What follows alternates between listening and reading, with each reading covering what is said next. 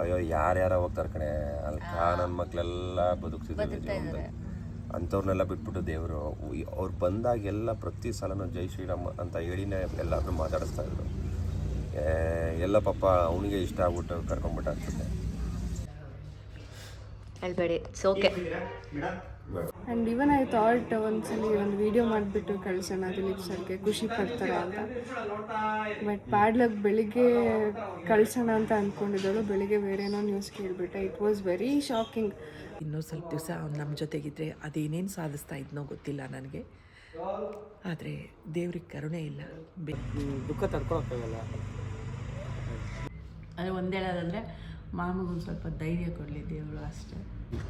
ಇನ್ನೂ ಕಲಿಯೋದಿತ್ತು ಅವ್ರ ಹತ್ರ, ಬಟ್ ಇಷ್ಟು ಬೇಗ ಹೋಗ್ತಾರೆ ಅಂತ ನಮಗೆ ಗೊತ್ತಿರಲಿಲ್ಲ. ಒಂದು ಕ್ರಶ್ ಅಂತಲೇ ಹೇಳ್ಬೋದು. ಅವರು ಆರ್ಟಿಸ್ಟ್ಗಳನ್ನ ಟ್ರೀಟ್ ಮಾಡೋ ರೀತಿಯಾಗಿರಲಿ, ಪ್ರತಿಯೊಬ್ಬರಿಗೂ ಮರ್ಯಾದೆ ಕೊಡೋರು. Dilip sir, we miss you sir.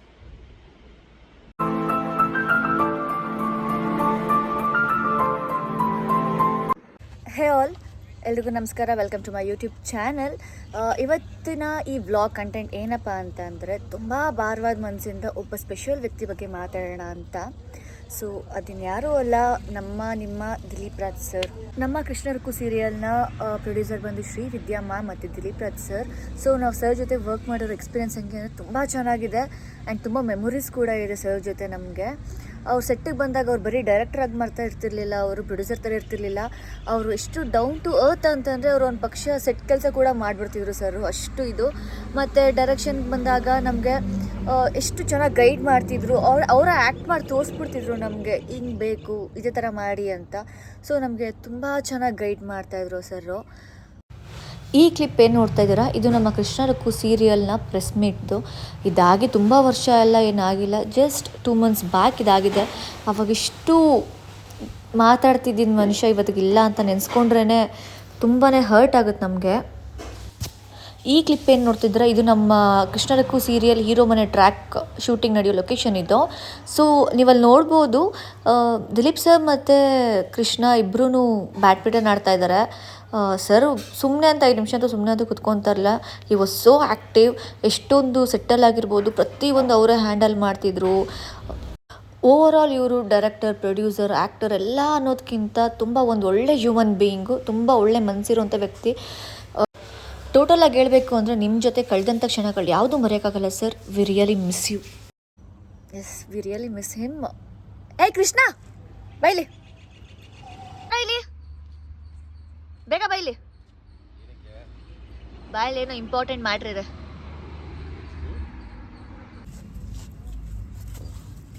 Krishna, first of all I am really sorry. ಈ ವಿಷಯನ ಹತ್ರ ಕೇಳಬೇಕೋ ಇಲ್ಲೋ ನನಗೆ ಗೊತ್ತಿಲ್ಲ. ಬಟ್ ನಾನು ಈ ವಿಡಿಯೋ ಮಾಡ್ತಾ ಇರೋ ಉದ್ದೇಶ ಏನು ಅಂತಂದರೆ, ದಿಲೀಪ್ ಸರ್ ಬಗ್ಗೆ ಎಲ್ಲರ ಹತ್ರನೂ ಮಾತಾಡೋಣ, ಕೇಳೋಣ ಅಂತ. ಬಿಕಾಸ್ ನಿಮಗೆ ಚೆನ್ನಾಗಿ ಗೊತ್ತು, ಬೆಳಗ್ಗೆಯಿಂದ ನಮ್ಮ ಸೆಟ್ಟಲ್ಲಿ ನಾವೆಲ್ಲರೂ ಬೇಜಾರಾಗಿದ್ದೀವಿ ಸರ್ ಇಲ್ಲದೆ. ಸೊ ಒಂದೆರಡು ಮಾತು. ಫಸ್ಟ್ ಆಫ್ ಆಲ್ ಸರಿ ಇಲ್ಲ ಅನ್ನೋದನ್ನು ನಾನು ಅಕ್ಸೆಪ್ಟ್ ಮಾಡಲ್ಲ. ಯಾಕಂದರೆ ಅವ್ರು ಯಾವಾಗಲೂ ಜೊತೆಗೇ ಇರ್ತಾರೆ. ನಾನು ಅವ್ರ ಜೊತೆ ಕಳೆದಿರೋ ಕ್ಷಣಗಳು ಸ್ವಲ್ಪ ಕಡಿಮೆ ಅಂತ ಅನಿಸ್ಬೋದು, ಬಟ್ ಕ್ವಾಲಿಟಿ ಟೈಮ್ ಸ್ಪೆಂಡ್ ಮಾಡಿದ್ದೀನಿ. ಗೋವಾಗೆ ಹೋಗಿರೋದಿರ್ಬೋದು, ಗೋವಾದಲ್ಲಿ ನಾವು ಇದ್ದಿದ್ದು. ಸೊ ನಾವು ಗೋವಾದಿಂದ ಬರ್ತಾ 3 ಜನ ಬಂದಿದ್ದು. ಆ ಮಾತುಗಳು ಅದು ಬಿಟ್ಟರೆ, ಈ ಸೀರಿಯಲ್ ಸ್ಟಾರ್ಟ್ ಆದಾಗ ಮನೆಯಲ್ಲಿ ಒಂದಷ್ಟು ಮಾತು, ಮನೆಯಲ್ಲಿ ಒಂದಷ್ಟು ಪಾರ್ಟಿ, ಇದೆಲ್ಲ ಕೆಲವು ಕ್ಷಣಗಳು ಅಷ್ಟೇ ಕಳೆದಿತ್ತು. ಬಟ್ ಕ್ವಾಲಿಟಿ ಟೈಮ್ ಅದು. ನನಗೆ ಅವರು ಇಲ್ಲ ಅಂತ ನಾನು ಯಾವತ್ತೂ ಅಂದ್ಕೊಂಡೇ ಇಲ್ಲ. ಯಾಕಂದರೆ ಈ ಆ್ಯಕ್ಟಿಂಗ್ ಟುವರ್ಡ್ಸ್ ಆ್ಯಕ್ಟಿಂಗ್ ಫೀಲ್ಡಿಗೆ ಬಂದರೆ ಅವರಿಗೆ ತುಂಬಾ ಪ್ಯಾಷನ್ ಇತ್ತು, ಅವರಿಗೆ ತುಂಬಾ ಆಸೆ ಇತ್ತು. ಬರೀ ಆ್ಯಕ್ಟಿಂಗ್ ಒಂದೇ ಅಲ್ಲ, ಡೈರೆಕ್ಷನ್ ಆಗಿರ್ಬೋದು, ಕೆಲವು ಡಿಸ್ಕಷನ್ ಆಗಿರ್ಬೋದು, ಈ ಫೀಲ್ಡಲ್ಲಿ ಸಿಕ್ಕಾಬಟ್ಟೆ ಆಸೆ ಇಟ್ಕೊಂಡಿದ್ದಂಥ ವ್ಯಕ್ತಿ, ಏನೋ ಮಾಡಬೇಕು ಅಂತ. ಆ್ಯಂಡ್ ನಾನು ನೋಡಿರೋದ್ರಲ್ಲಿ ತುಂಬಾ ಟೆಕ್ನಿಕಲಾಗಿ ತುಂಬ ಸ್ಟ್ರಾಂಗ್ ಇದ್ದರು. ಅವ್ರು ಟ್ಯಾಬ್ ತೊಗೊಂಡ್ಬರ್ತಾಯಿದ್ರು, ಸೀನ್ ಪೇಪರ್ ನೋಡ್ತಾ ಇರಲಿಲ್ಲ, ಟ್ಯಾಬಲ್ಲಿ ಇದು ಮಾಡ್ತಾಯಿದ್ರು. ಕೆಲವು ಏನೋ ಮಾನಿಟ್ರು ಇಲ್ಲಾಂದರೆ ಟ್ಯಾಬ್ ಕನೆಕ್ಟ್ ಮಾಡಿ ಇದೆಲ್ಲ ಮಾಡ್ತಾಯಿದ್ರು. ಆಮೇಲೆ ಗಿಂಬಲೆಲ್ಲ ಅವರೇ ಹ್ಯಾಂಡಲ್ ಮಾಡ್ತಾಯಿದ್ರು. ಅಷ್ಟು ತುಂಬ ಡೌನ್ ಟು ಅರ್ತ್ ಮನುಷ್ಯ ಅವರು. ಕೆಲವೊಂದು ಸೆಟ್ಟು ಹುಡುಗರು ಸ್ವಲ್ಪ ಬೇರೆ ಏನಾದ್ರು ಕೆಲಸದಲ್ಲಿದ್ದರೆ ಅವರೇ ಎಲ್ಲ ಎತ್ತಿಡ್ತಾಯಿದ್ರು, ಅವರೇ ಮಾಡಿಬಿಡ್ತಾಯಿದ್ರು. ಆ್ಯಕ್ಟಿಂಗ್ ವಿಚಾರಕ್ಕೆ ಬಂದರೆ ನನಗೆ ಎಷ್ಟೊಂದು ಸಲ ಒಂದೊಂದು ಸೀನ್ನ ಎಕ್ಸ್ಪ್ಲೇನ್ ಮಾಡಬೇಕಾದ್ರೆ ನಾನು ಹೇಳ್ತಾ ಇದ್ಕೊಂಡು, ಏನು ಸರ್ ನೀವು ಈ ಥರ ಮಾಡಿ ತೋರಿಸ್ತೀರಾ, ಇಷ್ಟೊಂದು ಚೆನ್ನಾಗಿ ನೀವು ಆ್ಯಕ್ಟಿಂಗ್ ಹೇಳ್ಕೊಡ್ತೀರಾ ಅಂತ ಅಲ್ಲ. ಅದು ಎಲ್ಲದಕ್ಕಿಂತ ಹೆಚ್ಚಾಗಿ ಒಂದೊಳ್ಳೆ ಹ್ಯೂಮನ್ ಬೀಯಿಂಗ್, ಒಳ್ಳೆ ಮನುಷ್ಯ, ತುಂಬ ಎಲ್ಲರಿಗೂ ವಿತ್ ರೆಸ್ಪೆಕ್ಟ್ ಮಾತಾಡಿಸ್ತಾಯಿದ್ರು, ಬನ್ನಿ ಹೋಗಿ ಅಂತ. ತುಂಬ ಮಿಸ್ ಮಾಡ್ಕೊಳ್ಳೋದು ಯಾವ ವರ್ಡ್ ಗೊತ್ತಾ? ಲೇಮಾ.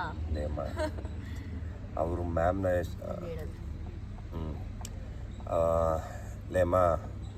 ಲೇಮಾ ಹಂಗಲ್ಲ, ಲೇಮಾ ಇದು ಮಾಡು ಲೇಮಾ ಅಂತ. ಅವರು ಅಷ್ಟೇ ಲೋಪ ಅಂತ.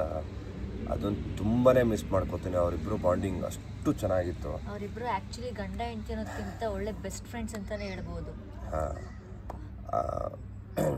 ಬೆಸ್ಟ್ ಫ್ರೆಂಡ್ಸ್ಗಿಂತನೂ ಹೆಚ್ಚಾಗಿದ್ರು ಅವರು. ಯಾಕಂದರೆ ಈ ಮಕ್ಳುಗಳಿರ್ತಾರಲ್ಲ ಆಗಿರ್ತಾಯಿದ್ರು. ಇಬ್ಬರೂ ಜಗಳಾಡೋ ಟೈಮಲ್ಲಿ ಜಗಳ ಆಡ್ತಾಯಿದ್ರು ಕೆಲಸದ ವಿಚಾರಕ್ಕೆ, ಆಮೇಲೆ ಸರಿ ಹೋಗ್ತಾಯಿದ್ರು, ಊಟದ ವಿಚಾರದಾಗ ಗಲಾಟೆ ಮಾಡ್ತಾಯಿದ್ರು. ಆ ಥರ ಅಷ್ಟು ಜೊತೆಲಿದ್ದು ಸಡನ್ನಾಗಿ ಇಲ್ಲ ಅಂತ ಅದು ಆಕ್ಸೆಪ್ಟ್ ಮಾಡೋಕ್ಕಾಗಲ್ಲ, ಡೈಜೆಸ್ಟ್ ಮಾಡ್ಕೊಳಕ್ಕಾಗಲ್ಲ. ನನ್ನ ಪ್ರಕಾರ ನನಗೆ ನಿಜವಾಗ್ಲೂ ಸರ್ ನಾನು ಮಿಸ್ ಮಾಡ್ಕೊತಾನೆ ಇಲ್ಲ. ಯಾಕಂದರೆ ಅವ್ರಿಗೆ ಇಷ್ಟವಾಗಿರೋ ಕೆಲಸದಲ್ಲಿ ನಾವು ಇರೋದ್ರಿಂದ ಆ ಕೆಲಸ ಮಾಡ್ತಾ ಅವ್ರನ್ನ ನಾವು ನೋಡ್ತಾಯಿದ್ದೀವಿ. ಅಷ್ಟೇ ಪ್ರೀತಿಯಿಂದ ನಾವು ಕೆಲಸ ಮಾಡ್ತಾಯಿದ್ದೀವಿ. ನಾವು ಒಬ್ಬರೇ ಅಲ್ಲ, ಎಲ್ಲ ಆರ್ಟಿಸ್ಟು ಅಷ್ಟೇ ತುಂಬ ಮಿಸ್ ಮಾಡ್ಕೋತಾರೆ ಅವ್ರನ್ನ. ಏನೋ ಸಿಕ್ಕಾಬಟ್ಟೆ ಅದು ಹೇಳ್ಕೊಳಕ್ಕಾಗಲ್ಲ, ಶೀಟ್ ಅನಿಸುತ್ತೆ. ಅದು ನನಗೆ ವಿಷಯ ಕೇಳಿದಾಗ ದೇವರಾಣೆ ನನಗೆ ಲೈಫಲ್ಲಿ ಯಾವುದೇ ರೀತಿ ಎಕ್ಸೈಟ್ಮೆಂಟ್ ಆಗಲ್ಲ, ಯಾವುದೇ ರೀತಿ ಸಡನ್ನಾಗಿ ಖುಷಿ ವಾವ್ ಅನ್ನೋದೆಲ್ಲ ನನ್ನ ಲೈಫಲ್ಲೇ ಆಗಲ್ಲ. ಫಸ್ಟ್ ಟೈಮ್ ನನಗೆ ಆ ವಿಷಯ ಕೇಳಿದಾಗ ಒಂಥರ ಛೇ ಅವ್ರ ಮನೆಗೆ ಬರೋವರೆಗೂ ಛೇ ಹೆಂಗೆ ಅಂತ. ಸೊ ಅಷ್ಟು ಬೇಜಾರಾಗೋಯ್ತು ಆ ಮನುಷ್ಯ ಹೋಗಿದ್ದು. ಆ್ಯಂಡ್ ನನಗೆ ಅವ್ರ ಮನೆಗೆ ಹೋದಾಗಲೂ ಅಷ್ಟೇ ಅವ್ರು ಮಲಗಿದ್ದನ್ನು ನೋಡಿ ಅಯ್ಯೋ ಮಲಗಿದ್ದಾರೆ, ಏನೊಂದು ಸ್ವಲ್ಪ ಹೊತ್ತು ಹೇಳ್ತಾರೆ ಅಂತ ಅನ್ನೋ ಮಟ್ಟಿಗೆ ಫೀಲ್ ಇದ್ದಿತ್ತು.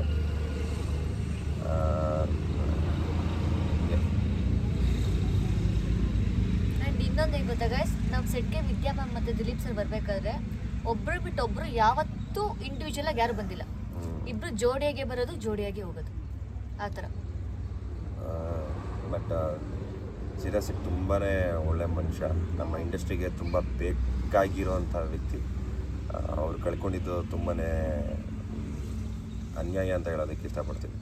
ಸಿಕ್ಕಾಪಟ್ಟೆ ಅನ್ಯಾಯ. ಅಯ್ಯೋ ಯಾರ್ಯಾರ ಹೋಗ್ತಾರೆ ಕಣೆ, ಅಲ್ಲಿ ನನ್ನ ಮಕ್ಕಳೆಲ್ಲ ಬದುಕ್ತಿದ್ದಾರೆ ಜೀವನದಲ್ಲಿ. ಅಂಥವ್ರನ್ನೆಲ್ಲ ಬಿಟ್ಬಿಟ್ಟು ದೇವರು ಅವ್ರು ಬಂದಾಗೆಲ್ಲ ಪ್ರತಿ ಸಲನೂ ಜೈ ಶ್ರೀರಾಮ್ ಅಂತ ಹೇಳಿನೇ ಎಲ್ಲರೂ ಮಾತಾಡಿಸ್ತಾಯಿದ್ರು.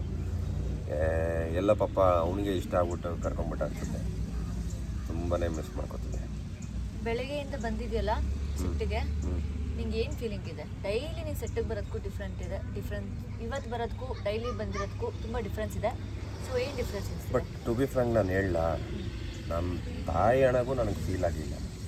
ನಾನು ನಿನಗೆ ಅವಾಗಲೇ ಒಂದು ಮಾತು ಹೇಳಿದೆ, ನನಗೆ ಅವರು ಇಲ್ಲ ಅನ್ನೋ ಇದೇ ಇಲ್ಲ. ಯಾಕಂದರೆ ನಾನು ಯಾವಾಗಲೂ ಜೊತೆಗಂತೂ ಇರ್ತಾ ಇರಲಿಲ್ಲ. ನಾನು ನಿನಗೆ ಆವಾಗಲೇ ಹೇಳ್ದಂಗೆ ಆ್ಯಕ್ಚುಲಿ ಇದನ್ನು ದಿಲೀಪ್ ಸರ್ ಹೇಳಿದರು. ನಾನು ಅಕ್ಷಯ್ ಏಜಲ್ಲಿದ್ದಾಗ ನಾನು ಹೆಂಗಿದ್ದೆ, ಇವಾಗ ಅಕ್ಷಯನ ಹಂಗೆ ನೋಡ್ತಾ ಇದ್ದೀನಿ ಅಂತ ಹೇಳಿದರು. ಅಂದರೆ ಆ ಕೆಲಸದ ಮೇಲೆ ಶ್ರದ್ಧೆ ಆಗಲಿ, ಆಸೆ, ಅದೆಲ್ಲ ಅವ್ರು ನನ್ನಲ್ಲಿ ನೋಡಿ ಆ ಮಾತನ್ನ ಹಿಂಗೆ ಯಾವುದೋ ಈವೆಂಟಲ್ಲಿ ಹೇಳಿದರು. ನಾನು ಸೆಟ್ಟಿಗೆ ಬಂದಾಗ ಲಾಸ್ಟ್ ಟೈಮ್ ನಾನು ಸೆಟ್ಟಿಗೆ ಬಂದಾಗ ನಾವೆಲ್ಲ ಬ್ಯಾಡ್ಮಿಂಟನ್ ಆಡಿದ್ವಿ. ಆ ಟೈಮಲ್ಲಿ ನಾನು ಅವ್ರನ್ನ ಬಂದಿದ ತಕ್ಷಣ ರೇಗಿಸಿದೆ, ಏನು ಸಹ ನೀವು ಫುಲ್ ಲುಕ್ಕೆಲ್ಲ ಚೇಂಜ್ ಮಾಡ್ಕೊಂಡ್ಬಿಟ್ಟಿದ್ದೀರಾ ಹಂಗೆ ಅಂತ. ಯಾವುದು ಸಿನಿಮಾಗೆ ಮಾಡ್ತಾಯಿದ್ದೀನಿ ಆ್ಯಕ್ಚುಲಿ, ಅದಕ್ಕೆ ಹಂಗೆ ನಿಮ್ಮ ಥರ ನನಗೆ ಹೊಟ್ಟೆ ಕಿಚ್ಚು ಸರ್ ನಿಮ್ಮ ಥರ ಎಲ್ಲ ನೋಡಿದಾಗ. ಯಾಕಂದರೆ ಆರ್ಟಿಸ್ಟು ಪ್ರತಿಯೊಂದರಲ್ಲೂ ಚೇಂಜ್ ಓವರ್ ಮಾಡ್ತಾ ಇರಬೇಕು, ಅದು ಆರ್ಟಿಸ್ಟಿಗೆ ಮಜಾ. ಒಂದೇ ಲುಕ್ಕು, ಒಂದೇ ಥರ ಕ್ಯಾರೆಕ್ಟರು, ಅದಿದ್ದಾಗ ಮಜಾ ಇರೋಲ್ಲ, ಏನೋ ಮಾಡ್ತಾಯಿದ್ದೀವಿ ಅಂತ ಅನಿಸಲ್ಲ. ಸೊ ಪ್ರತಿಯೊಂದು ಸೀರಿಯಲ್ ಆಗಿರ್ಬೋದು, ಸಿನಿಮಾ ಆಗಿರ್ಬೋದು, ಆ ಕ್ಯಾರೆಕ್ಟರ್ ಚೇಂಜ್ ಆಗ್ತಾಯಿದ್ರೆ ಆ ಆ್ಯಕ್ಟರ್ಗೆ ಒಂಥರ ಮಜಾ. ಸೊ ಅವ್ರನ್ನ ನೋಡಿ ರೇಗಿಸಿದ್ದೆ. ಅವ್ರು ನನಗೆ ಹೇಳಿದರು, ಅಕ್ಷಯ್ ನಿಮ್ಗೆ ಎಷ್ಟು ಅಕ್ಷಯ್ ಏಜು ಅಂತ ಹೇಳೋದು. ಹಿಂಗೆ ನಾನು ಅದೇ ಏಜಲ್ಲಿ ನಿಮ್ಮ ಏಜೇ ದಾಟಿ ಬಂದಿರೋದು. ನನಗೂ ಅಷ್ಟೇ ಅವಾಗ ಯಾವುದು ನನಗೆ ಬೇಕು ಅಂದ್ರೂ ನನಗೆ ಯಾವ ಕೆಲಸ ಯಾವುದು ಬರಲಿಲ್ಲ. ಆದರೆ ಈಗ ಬರ್ತಿದೆ, ನಿಮ್ಗೆ ಇನ್ನೂ ಬೇಜಾನ್ ಏಜ್ ಇದೆ, ಬರುತ್ತೆ ಬಿಡಿ ಅಂತ. ಬಟ್ ತುಂಬಾ ಒಳ್ಳೆ ಟ್ಯಾಲೆಂಟ್ ಇರೋ ವ್ಯಕ್ತಿ. ಅವ್ರು ಯಾವುದೋ ಇಂಟರ್ವ್ಯೂಲ್ ಹೇಳಿದ್ರು ನೋಡು, ನಾನು ಯಾವತ್ತೂ ಕೆಲಸ ಮಾಡಲ್ಲ ಅಂತ ಹೇಳಿಲ್ಲ, ಬಟ್ ನನಗೆ ಕೆಲಸ ಹುಡ್ಕೊಂಡು ಬರಲಿಲ್ಲ ಅಂತ. ಸೊ ಒಳ್ಳೆ ಟ್ಯಾಲೆಂಟ್ಗಳು ಇದ್ದಾರೆ ಇಂಡಸ್ಟ್ರಿಯಲ್ಲಿ. ಅವ್ರು ಹೇಳ್ದಂಗೆ ಬರೀ ಬಿಗ್ ಬಿಗ್ ಸ್ಟಾರ್ಸ್ಗೆ ಮೂವಿ ಮಾಡ್ತಾಯಿದ್ರೆ, ಸೊ ಇನ್ನು ಮಿಕ್ಕಿದ ಆರ್ಟಿಸ್ಟೆಲ್ಲ ಎಲ್ಲಿಗೆ ಹೋಗ್ಬೇಕು, ಮಾಡಬೇಕು ಒಳ್ಳೆ ಕಂಟೆಂಟ್, ಟ್ಯಾಲೆಂಟ್ಸ್ಗಳು ಹಂಗೇನೆ ಹೊಂಟೋಗ್ಬಿಡಿದೆ. ಒಳ್ಳೆ ಕಂಟೆಂಟು, ಒಳ್ಳೆ ಕ್ಯಾರೆಕ್ಟರು, ಒಳ್ಳೆ ಸ್ಟೋರಿ ನಾವು ಬರ್ಕೊಂಡ್ರೆ ಅದು ಕ್ಯಾರೆಕ್ಟರು ಹೀರೋ ಆಗ್ಬಿಡುತ್ತೆ. ಸೊ ಹೀರೋನೇ ಮಾಡಬೇಕು ಅಂತ ಇಲ್ಲ, ಆ ಕ್ಯಾರೆಕ್ಟರ್ ಹೀರೋ ಆಗಿ ಆ ಸ್ಟೋರಿ ಹಿಟ್ಟಾಗುತ್ತೆ. ಸೊ ಚೇಂಜ್ ಆಗಬೇಕು. ಅದು ನಾನು ಒಬ್ಬನೇ ಹೇಳಿದ್ರೆ ಅದೆಲ್ಲ ಚೇಂಜ್ ಆಗಲ್ಲ, ಮಾಡಬೇಕು ಚೇಂಜ್ ಆಗಬೇಕು. ಓಕೆ, ಇವಾಗ ಎಲ್ಲರ ಒಪಿನಿಯನ್ ಕೇಳ್ಕೊಂಬರೋಣ. ಅಂದ್ರೆ ಅವ್ರು ಹೇಳಿ ಈಗ ತಾನೇ ನಾನು ಸ್ವಲ್ಪ ಹೊತ್ತು ಮಾತಾಡಿದೆ ದಿಲೀಪ್ ಸರ್ ಬಗ್ಗೆ. ಬಟ್ ಪ್ರೆಸೆಂಟಾಗಿ ನಿಮಗೆ ಏನನ್ಸುತ್ತೆ ಅನ್ನೋದಕ್ಕಿಂತ ಹೆಚ್ಚಾಗಿ ಅವ್ರ ಜೊತೆ ವರ್ಕ್ ಮಾಡಿದ್ದೀರಾ? ನಾನು ಇನ್ನೂ ಅವ್ರನ್ನ ಮರ್ತೇ ಇಲ್ಲ ಸರ್. ಅದು ಮರ್ತಿದ್ರೆ ತಾನೇ ಅದೇನು ಅನ್ಕೋಬೇಕು. ಈಗಲೂ ಅವರು ಮಾಮೂಲಿ ನಾನು ಸ್ಪಾಟಿಗೆ ಬಂದಾಗಿಂದ ಅವ್ರ ಸ್ಪಾಟಿಗೆ ಬರ್ತಿರ್ಲಿಲ್ಲ. ಅವ್ರ ಸ್ಪಾಟಿಗೆ ಬಂದಿಲ್ಲ, ಅಲ್ಲಿದ್ದಾರೆ, ನಾವು ಇಲ್ಲಿ ನೋಡ್ಕೊತಾ ಇದ್ದೀವಿ ಅಷ್ಟೇ ಅಲ್ವಾ. ಅದ್ರ ಮುಂದೆ ಬೇರೆ ಏನಿದೆ? ಆ್ಯಸ್ ಎನ್ ಆ್ಯಕ್ಟರ್ ನಂಗೆ ಅವ್ರ ಮುಂಚೆಯಿಂದನೂ ತುಂಬ ಇಷ್ಟ. ಎಸ್ಪೆಷಲಿ ನನಗೆ ಮಿಲನದಲ್ಲಿ ಅವರ ಕ್ಯಾರೆಕ್ಟರ್ ಸಖತ್ ಇಷ್ಟ. ಹೆಚ್ಚಿನ ಹೆಣ್ಮಕ್ಳಿಗೆ ಅವರು ಆ್ಯಕ್ಟ್ರಾಗಿ ಒಂದು ಕ್ರಷ್ ಅಂತಲೇ ಹೇಳ್ಬೋದು. ಅದನ್ನು ಬಿಟ್ಟು ನಾನು ಇವಾಗ ಮಾಡ್ತಿರೋ ಸೀರಿಯಲ್ ಪ್ರೊಡ್ಯೂಸರ್ ಆಗಿ ಅವ್ರ ಜೊತೆ ಕೆಲಸ ಮಾಡಿರೋ ಅಭಿಪ್ರಾಯ ಹೇಳಬೇಕು ಅಂತಂದರೆ, he is one of the best person. As A person he is very sweet. Technicians ಅಂತ ನೋಡಲ್ಲ, ಆರ್ಟಿಸ್ಟ್ ಅಂತ ನೋಡಲ್ಲ. ಆ್ಯಸ್ ಎ ಹ್ಯೂಮನ್ ಆಗಿ ಅವರು ಎಲ್ರಿಗೂ ತುಂಬ ಗೌರವ ಕೊಡ್ತಾರೆ, ಪ್ರತಿಯೊಬ್ಬರನ್ನು ಪ್ರೀತಿಸ್ತಾರೆ. ಅದು ನನಗೆ ತುಂಬ ಇಷ್ಟ. ಪ್ರೊಡ್ಯೂಸರ್ ಅನ್ನೋ ಯಾವುದೇ ದುರಹಂಕಾರ ನಾನು ಇಲ್ಲಿ ತನಕ ಅವರಲ್ಲಿ ಯಾವತ್ತಿಗೂ ನೋಡಿಲ್ಲ. ಯಾವತ್ತೂ ಎಲ್ಲರ ಜೊತೆ ನಗ್ನಗ್ತಾನೇ ಮಾತಾಡೋರು. ಎಂಥದೇ ಪ್ರೆಷರು, ಸ್ಟ್ರೆಸ್ ಇದ್ದರೂ ಅವರು ತೋರಿಸ್ಕೊತಾ ಇರಲಿಲ್ಲ. ನಗ್ನಗ್ತಾ ಎಲ್ಲರ ಜೊತೆ ಮಾತಾಡೋರು. ಡೈರೆಕ್ಷನ್ ವೈಸ್ ಹೇಳಬೇಕು ಅಂತಂದರೆ, ಅವ್ರ ಜೊತೆ ಕೆಲಸ ಮಾಡಿರೋ ಡೇಸ್ನ ನಾನು ಖಂಡಿತ ಮರೆಯೋಕ್ಕೆ ಸಾಧ್ಯ ಇಲ್ಲ. ನಮ್ಮ ಕೃಷ್ಣ ರುಕ್ಕು ಸೀರಿಯಲ್ ಸ್ಟಾರ್ಟಿಂಗಲ್ಲಿ ಅವರೇ ಡೈರೆಕ್ಷನ್ ಮಾಡ್ತಾಯಿದ್ರು. ಒಂದೊಂದು ಸೀನನ್ನು ಎಷ್ಟು ಚೆಂದ ಎಕ್ಸ್ಪ್ಲೈನ್ ಮಾಡ್ತಾಯಿದ್ರು ಅಂದರೆ, ಅದರ ಪ್ರೀವಿಯಸ್ ಏನಾಗಿದೆ, ನೆಕ್ಸ್ಟ್ ಏನಾಗುತ್ತೆ ಅನ್ನೋದನ್ನ ಎಕ್ಸ್ಪ್ಲೈನ್ ಮಾಡಿಕೊಂಡು, ಯಾವ ಎಮೋಷನಲ್ಲಿ ಈ ಡೈಲಾಗ್ ಹೇಳಬೇಕು, ಡೈಲಾಗ್ ಕಂಪ್ಲೀಟ್ ಆದಮೇಲೆ ನೀನು ಯಾವ ಫೀಲಲ್ಲಿ ಇರ್ತೀಯ, ಪ್ರತಿಯೊಂದನ್ನು A to Z ಅಷ್ಟು ಪೇಷನ್ಸಿಂದ ನಮಗೆ ಹೇಳ್ಕೊಡೋರು. ಸೊ ದಿಲೀಪ್ ಸರ್ದು ಡೈರೆಕ್ಷನಲ್ಲಿ ಕೆಲಸ ಮಾಡಿರೋದು ನನ್ನ ಪುಣ್ಯ ಅಂತ ನಾನು ನಿಜವಾಗ್ಲೂ ಅನ್ಕೋತೀನಿ. ಇಲ್ಲಿ ಸರ್ ನನ್ನ ಪ್ರೊಡ್ಯೂಸರು ಆ ಥರದಲ್ಲಿ ನಾನು ಖಂಡಿತ ಮಾತಾಡ್ತಾ ಇಲ್ಲ. ಜೆನ್ವಿನ್ ಒಪಿನಿಯನ್ ಕೊಡ್ತಾ ಇದ್ದೀನಿ ದಿಲೀಪ್ ಸರ್ ಬಗ್ಗೆ. ದಿಲೀಪ್ ಸರ್ನ ಕಳ್ಕೊಂಡಿದ್ದೀವಿ ಅಂತ ಹೇಳೋಕ್ಕೆ ನಾನು ತಯಾರಿಲ್ಲ. ಅವ್ರು ನಮ್ಮ ಜೊತೆ ಯಾವತ್ತಿಗೂ ಇರ್ತಾರೆ. ಅವರ ಕೆಲಸಗಳ ಮುಖಾಂತರ ನಮ್ಮ ಜೊತೆ ಇರ್ತಾರೆ. ಅವ್ರ ಜೊತೆ ಹಂಚ್ಕೊಂಡಿರೋ ನೆನಪುಗಳು ತುಂಬ ಇದೆ. ಸೊ ಆ ನೆನಪುಗಳ ಮೂಲಕ ನಮ್ಮ ಜೊತೆ ಅವ್ರು ಯಾವತ್ತಿಗೂ ಇರ್ತಾರೆ. ಬಟ್ ಎಸ್, ಎಲ್ಲೋ ಒಂದು ಕಡೆ ಅವ್ರನ್ನ ಮಿಸ್ ಖಂಡಿತ ಮಾಡ್ಕೋತೀವಿ. ದಿಲೀಪ್ ಸರ್ ಎಲ್ಲೇ ಇದ್ದರೂ ನಮ್ಮನ್ನು ಗೈಡ್ ಮಾಡ್ತಾರೆ ಅನ್ನೋ ನಂಬಿಕೆಯಿಂದ ನಾವು ಟೀಮ್ ಕೆಲಸ ಮಾಡ್ತಾಯಿದ್ದೀವಿ. Dilip sir, we miss you sir. ಅಮ್ಮ, ದಿಲೀಪ್ ಸರ್ ಬಗ್ಗೆ ಒಂದೆರಡು ಮಾತು. ದಿಲೀಪ್ ಸರ್ ಬಗ್ಗೆ ಹೇಳೋದು ಅಂದರೆ, ನಾವು ಸೂರ್ಯನ ಬಗ್ಗೆ ಬೆಳಕನ್ನು ವಿವರಿಸಿ ಅಂದಂಗಾಗುತ್ತೆ. ಖಂಡಿತ ಅದು ಸಾಧ್ಯವಿಲ್ಲದ ಮಾತು. ಯಾವಾಗಲೂ ಎನರ್ಜೆಟಿಕ್ ಆಗಿರೋಂಥ ಮನುಷ್ಯ ದಿಲೀಪ್. ಒಂದು ಕಡೆ ನಿಲ್ತಿರ್ಲಿಲ್ಲ, ಕೂಡ್ತಿರ್ಲಿಲ್ಲ. ಸೆಟ್ಟಲ್ಲೂ ಅಷ್ಟೇ ಹಾಗೆ ಹಾಗೆ ಹೀಗೆ ಹೀಗೆ ಹೀಗೆ ಅಂದ್ಕೊಂಡು ಓಡಾಡ್ತಾನೇ ಇರೋದು. ಮತ್ತು ಅವರಿಬ್ಬರಿಗೂ ಬಾಂಡೇಜ್ ಅಂತೂ ತುಂಬ ಚೆನ್ನಾಗಿತ್ತು. ದಿಲೀಪ್ ಮತ್ತು ಅವ್ರ ಮಿಸಸ್ ಜೊತೆ ತುಂಬ ಚೆನ್ನಾಗಿ ಹೊಂದ್ಕೊಂಡು ಇಬ್ಬರು ಕೆಲಸ ಮಾಡ್ತಿದ್ರು. ದಿಲೀಪ್ ನನಗೀಗ ಸುಮಾರೊಂದು 25 ವರ್ಷಗಳ ಹಿಂದೆ ನಾನು ಒಟ್ಟಿಗೆ ಸೀರಿಯಲಲ್ಲಿ ಮಾಡಿದ್ವಿ. ಆಮೇಲೂ ಕೂಡ ಯಾವಾಗ ಸಿಕ್ಕರೂ ಬಾಯಿ ತುಂಬ ಮಾತಾಡೋನು. ಆದರೆ ಅವನ ಪ್ರೊಡಕ್ಷನ್ನಲ್ಲಿ ನಾನು ಈಗಲೇ ವರ್ಕ್ ಮಾಡ್ತಿರೋದು. ತುಂಬ ಒಳ್ಳೆಯ ಪ್ರೊಡಕ್ಷನ್ನು. ಬಟ್ ಎಲ್ಲದಕ್ಕಿಂತ ಹೆಚ್ಚಾಗಿ ಹೃದಯವಂತ ವ್ಯಕ್ತಿ. ಇನ್ನೂ ಸ್ವಲ್ಪ ದಿವಸ ಅವ್ನು ನಮ್ಮ ಜೊತೆಗಿದ್ದರೆ ಅದೇನೇನು ಸಾಧಿಸ್ತಾ ಇದ್ನೋ ಗೊತ್ತಿಲ್ಲ ನನಗೆ. ಆದರೆ ದೇವ್ರಿಗೆ ಕರುಣೆ ಇಲ್ಲ, ಬೇಗ ಕರ್ಕೊಂಡು ಹೋದ. ಅಂಥ ವ್ಯಕ್ತಿ ಮತ್ತೆ ಹುಟ್ಟಿ ಬರಲಿ, ನಮ್ಮ ಜೊತೆಗೆ ಇರಲಿ ಅಂತ ನಂಗೆ ಅನ್ನಿಸ್ತಾ ಇದೆ. ತುಂಬ ಒಳ್ಳೆಯ ಮನುಷ್ಯ.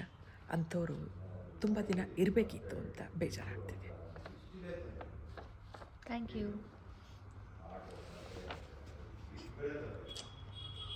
ಸೀನ್ ನಡೀತಿದೆ, ಸೊ ಜೋರಾಗಿ ಮಾತಾಡೋಕ್ಕಾಗ್ತಾಯಿಲ್ಲ.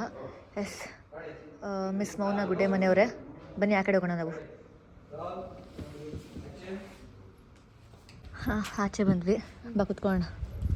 ಕೂತ್ಕೊಳ್ಳೋಕ್ಕಾಗಲ್ಲ ಅಲ್ಲಿ. ಸರಿ ಆಯ್ತು, ನಿಂತ್ಕೊಂಡೆ ಹೇಳಿ.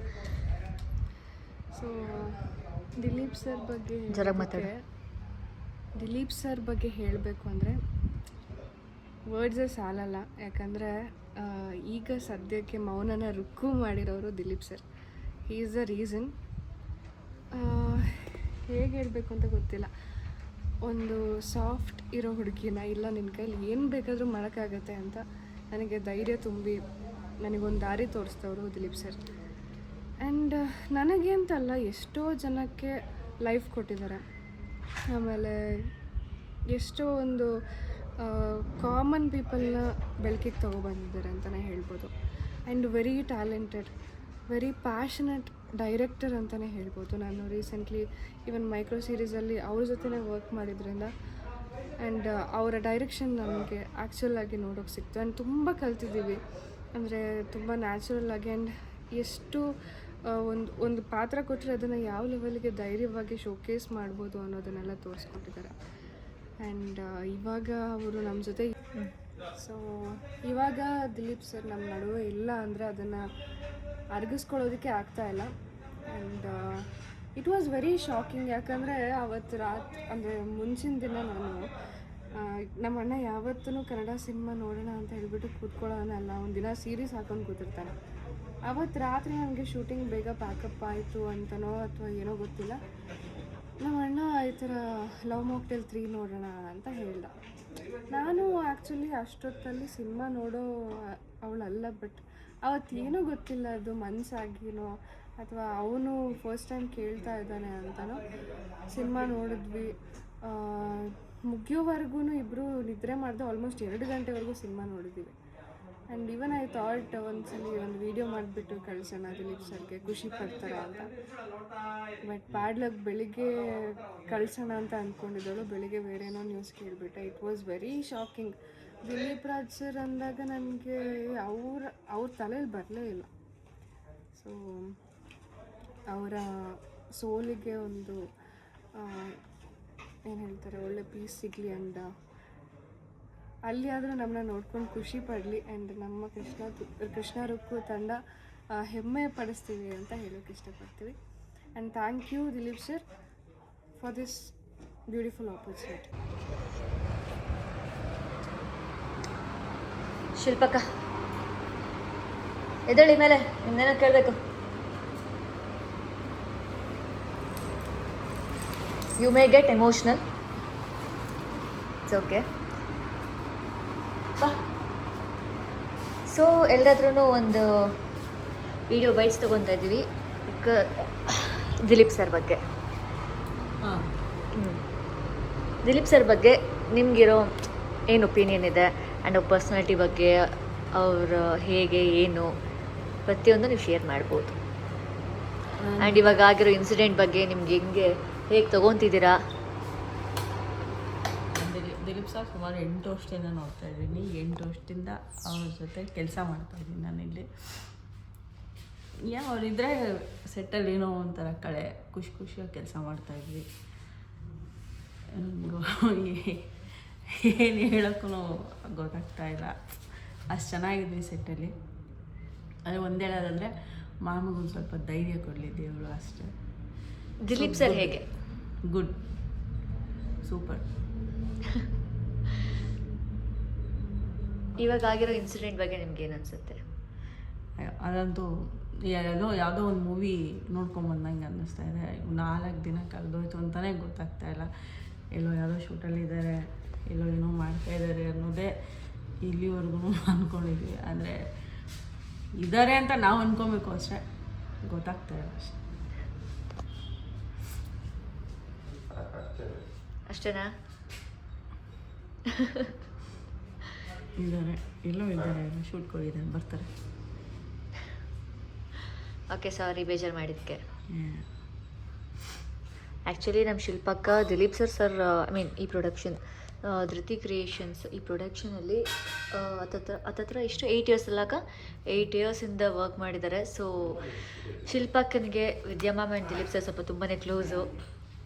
ಸೊ ಅಕ್ಕನಿಗೆ ತೊಗೊಳಕ್ಕೆ ಇನ್ನೂ ತುಂಬ ಕಷ್ಟ ಆಗ್ತಿದೆ, ಎಲ್ಲರಿಗಿಂತ ಜಾಸ್ತಿ ಕಷ್ಟ ಅಕ್ಕನಿಗೆ. ಹೇಳ್ಬೇಡಿ, ಇಟ್ಸ್ ಓಕೆ. ಏ ಅಕ್ಷಯ್ ಶೀಸ್ ಕೈಯಿಂಗ್. ಓಕೆ, ಸಾರಿ.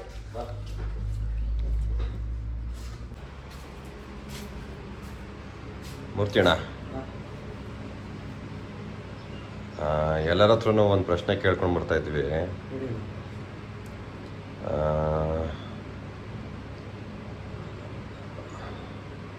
ಇದು ಹೆಂಗೆ ಕೇಳಬೇಕು ಗೊತ್ತಿಲ್ಲ.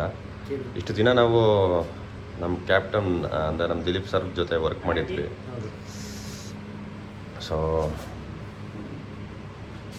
ಈಗ ಏನೋ ಆಯಿತು, ಬಟ್ ನೀವು ಅವ್ರ ಜೊತೆ ಕೆಲಸ ಮಾಡಿದ್ದೀರಾ, ಅವ್ರ ಜೊತೆ ಇದ್ದಿದ್ದು ಕೆಲವು ಮೆಮೊರೀಸ್ ಶೇರ್ ಮಾಡ್ಕೋತೀರಿ.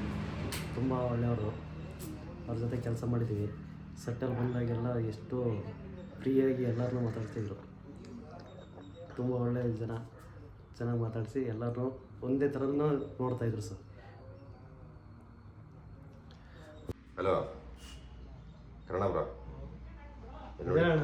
ಇವ್ರ ಮೇಕಪ್ ಆರ್ಟಿಸ್ಟು ಕರ್ಣ ಅಣ್ಣ. ಅಣ್ಣ ಎದೋಳಿ ಮೇಲೆ ಅಳ್ಬೇಡಿ. ಇಲ್ಲಿ ಕರ್ಣ ಬ್ರೋ,